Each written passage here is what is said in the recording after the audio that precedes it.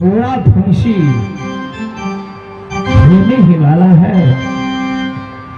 अग्नि लहरिया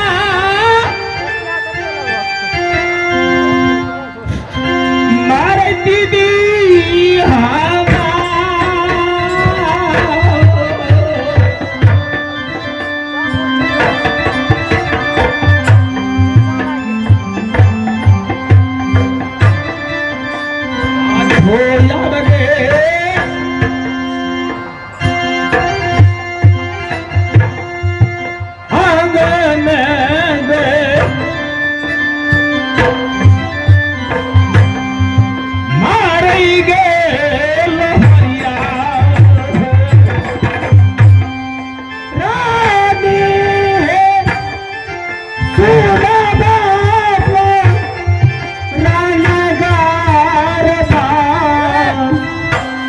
रानी है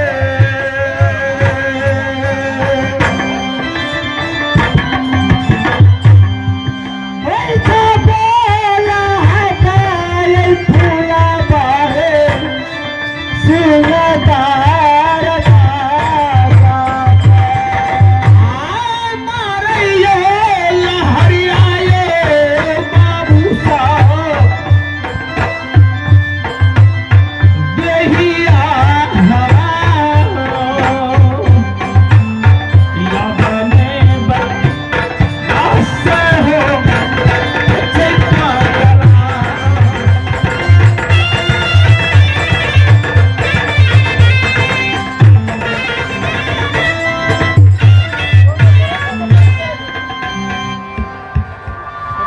अफसोस की बात है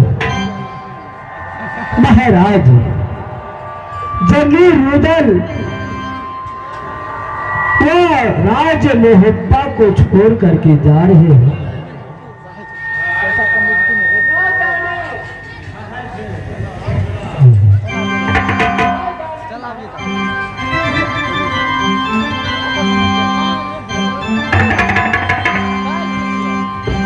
अगर राज मोहब्बा को छोड़ करके चला जाएंगे एकावनों किला का क्षत्रिय प्रत्येक रोज परमात्मा से हाथ उठा करके प्रार्थना करते हैं कि हे परमपिता परमेश्वर कब राज मोहब्बा से जमीर रुदल चले जाए ताकि राज मोहब्बा को एक टुकड़े टुकड़े में बांट करके सब क्षत्रिय बर्बाद कर देंगे।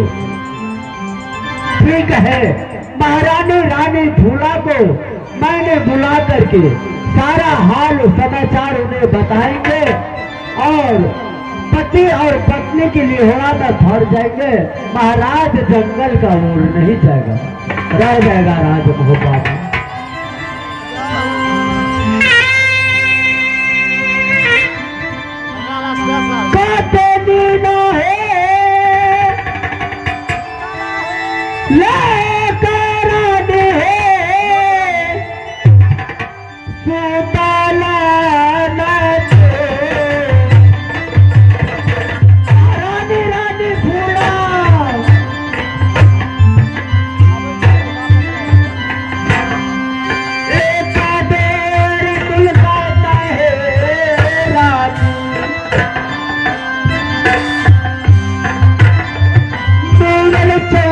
की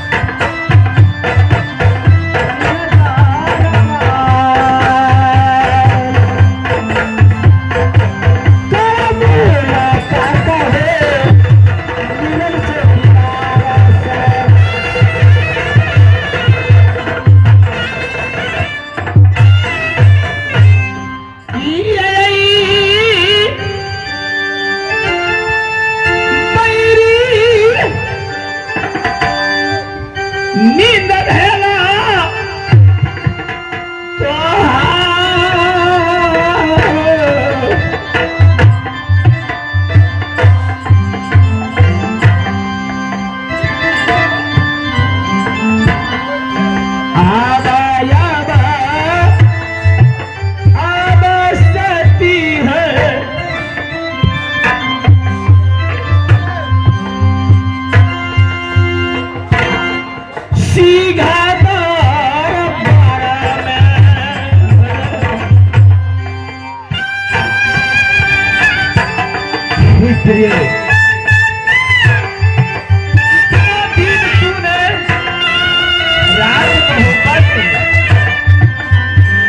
रानी बन करके सदैव की नसीब करे। आज मुझे जाने के बाद तुम्हें कोई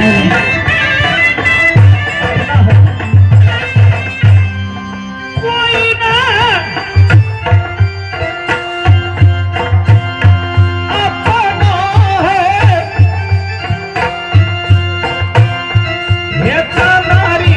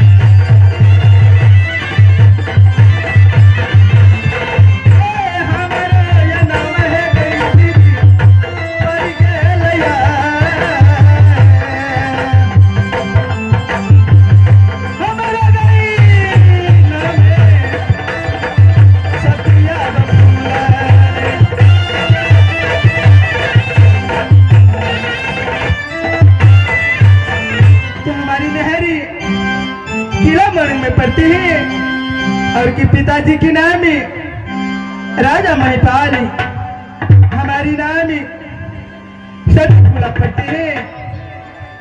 लाग ससुरा दीदी आई आज गई